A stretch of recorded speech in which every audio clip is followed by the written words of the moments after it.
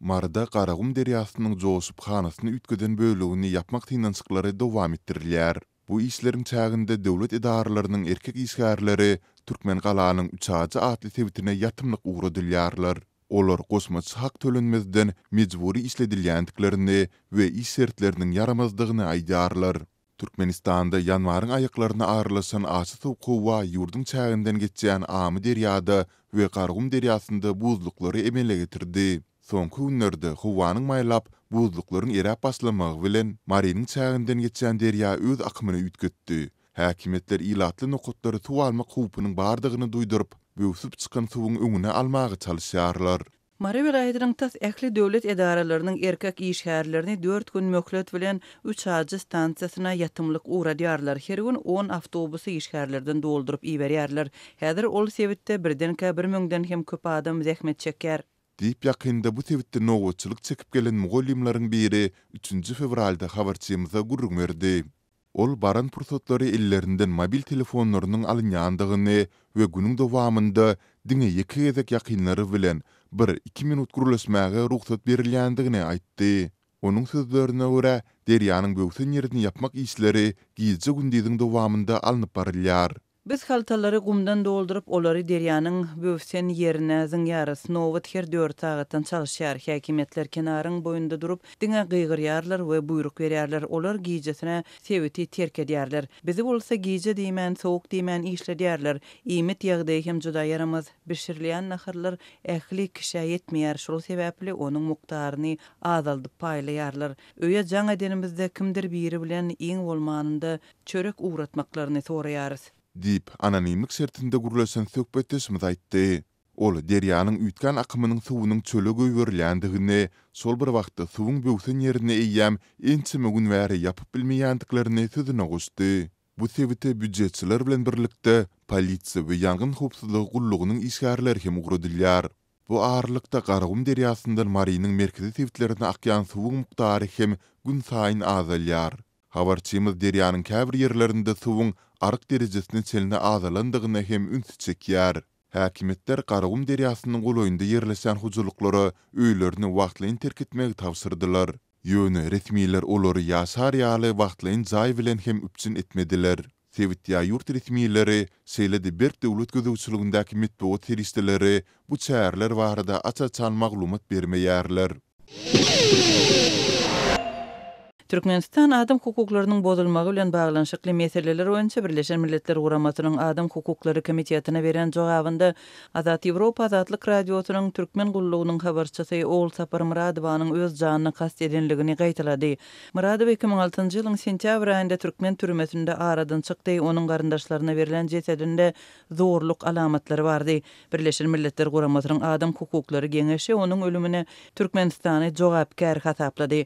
Türkmenistanyň resmi beýanaty ýurdun adam hukuklary baradaky 3-nji döwürleýin hatawatynyň ýakyn wagtda diňlenşigi bilen baglanşykly gozgalan meseleleriň sanawyna beren jogabynda bar.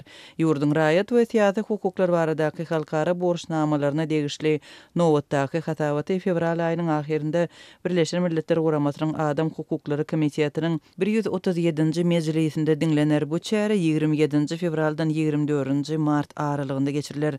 Birleşen Milletler Guramasynyň resmi websaytynda çap edilen Türkmenistanyň resmi jogaplarynda türkmen häkimetleri Oğul Sapar Muradowa garşy gynamalaryň ulanylanlygyny inkar edýärler. Prokuraturynyň onuň öz janyny kast edenligi barada barlyk geçirenligi suw diýişine garamakdan ýüz öwürlenligi we jesediniň garyndaşlaryna gowşurulanlygy aýdylýar.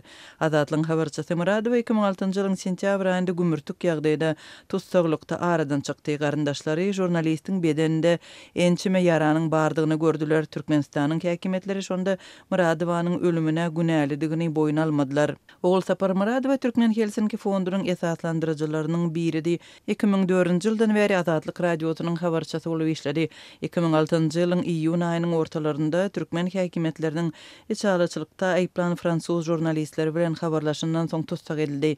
Adam hukuklaryny goraýjylar jurnalist ýanyň tutsak edilmeginiň resmi düzgüne görä hasaba alynmanlygyny we aýplama bildirmezden amala aşyrylan bolýandygyna ünsü çekdiler. Aklawçylara onuň bilen görüşmäge ruhsat berilmedi. Suud işi Aşgabatda ýapyk kapylaryň aňrysynda geçirildi. Jurnalist özüne bildirilen günäni boýuna almady. Adam hukuklaryny goraýjy guramalar Muradowanyň işini siýasy matlaply diýip adlandyrdylar we onuň ölümi boýunça garaşsyz derňewi talap etdiler. Birleşen Milletler Guramasynyň Adam hukuklary boýunça komiteti 2018-nji ýylyň 3-nji awgustynda Muradowanyň gynalmagyna we ölümine Türkmenistany jogapkär hasaplady.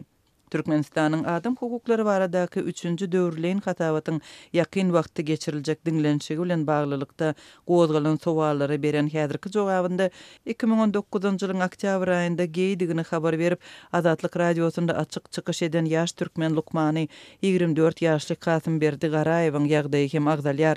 Ýaş ýigit Azatlyk radiosunda eden çykyşyndan soň birnäçe günden polisiýa bölümine çağırlypdy we ýitirim bolupdy. Türkmenistanyň häzirki resmi jogabynda ýurduň baş kanununda adam we raýat hukuklarynyň hem azatlyklarynyň deňliginiň kepillendirilýänligi öňe sürilýär we Türkmenistanda Janap Kasymberdi Garaýew hakda maglumat ýok diýilýär. Türkmenistanyň Garaýew baradaky bu jogaby Birleşen Milletler Guramasynyň Adam hukuklary boýunça komitetiniň ýurtda bir jinsdaky adamlaryň arasynda jins gatnaşyklary üçin jenaýat jogapkärçiligine çekilmezlik barada görülýän ýa-da meýilleşdirilen çäreleri görkezmek talabynyň bir bölegidir.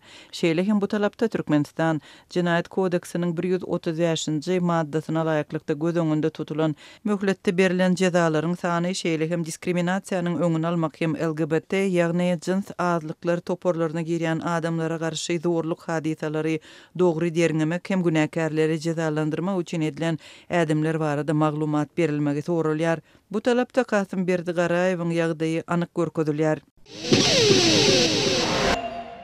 Türkmenistanda şu ýylyň 1-nji ýanwaryndan zähmet haklarynyň 10 göterim ýokurlanmagy bilen büdjet işgärlerinden dürli maksatlar üçin tutulýan tutumlaryň möçeri hem artýar. Netijede Lebap vilayatynyň dürli döwlet edaralarynda işleýän büdjet işgärleriniň ençemesi aýlyk zähmet haklarynyň iş ýüzünde 10 göterim dälde 7 göterim ýokurlanandygyny aýdýar. Men 2022-nji ýylda ähli tutumlary tölänimden soň elime arasa 1300 manat galýardy. Ýöne aýlyklar galdyrylandan soňra ýanwar aýynda elime alan aýlygym hem ondan o diýen ütkeşik bolmady. Sebebi aýlyklar 10% ýokurlandyrylan bolsa tutumlaryň möçberi hem artdy. Şeýlelikde ýanwarda elime 1390 manat möçberinde aýlyk galdy. Dip Türkmenabad şäheriniň jaý dolandyryş edaralarynyň birinde işleýän işgär anonimlik şertinde aýtdy. Türkmenistanyň edara kärhanalarynyň köpüsinde işgärleriň aýlyk zähmet haklaryndan 4 göterim salgyda, 2 göterim pensiýa fonduna, 3 göterim saglyk ähtiýaçlandyryş şahadatnamasyna, 1 göterim kärdeşler arkalaşyklaryna alynýar. Aýlygyň ýokurlansa tutumlaryň möçeri hem artýar. Şeýlelikde hakykat ýüzünde aýlygyň doly 7 göterim hem ýokurlanmaýar diýip Türkmenabadyň bir edarasynda sakçy bolup işleýän işgär anonimlik şertinde aýtdy. Türkmenistanda 2023-nji ýylyň 1-nji ýanwaryndan başlap büdjetden maliýeleşdirilýän edaralaryň, hojalyk hasaplaşygyndaky kärhanalaryň we jemgyýetçilik birleşikleriniň işgärleriniň aýlyk zähmet haklarynyň, pensiýalaryň we döwlet kömek pullarynyň, talip we dinleýiji haklarynyň möçerleri 10 göterim ýokurlandyryldy. Lebaply büdjet işgärleri ýaşaýyş durmuşyň her ýyl 10 göterim gymmatlaýandygyny aýdyp, aýlyklaryň 10 göterim ýokurlandyrylmagynyň ilatyň durmuşyny gowulandyrmaýandygyny belleýärler. Häzir iň arzan uwunyň bir haltasy 370 manatdan 5 litr günebakar ýagynyň bahasy 155 manatdan satylýar. Ýaşaýyş üçin zerur bolan diňe şu iki esasy azygy satyn almak üçin aýlygymyň tas 40% gidýär. Mundan başga-da çaý, şeker, methe, et ýuwunyp ardynmak üçin senaga terişdelerini satyn almaly, gaz, elektrik we suw töleglerini tölemeli. Galan zatlary özüňiz hasaplap görüň. Dip jaý dolandyryş edarasynyň işgäri aýtdy.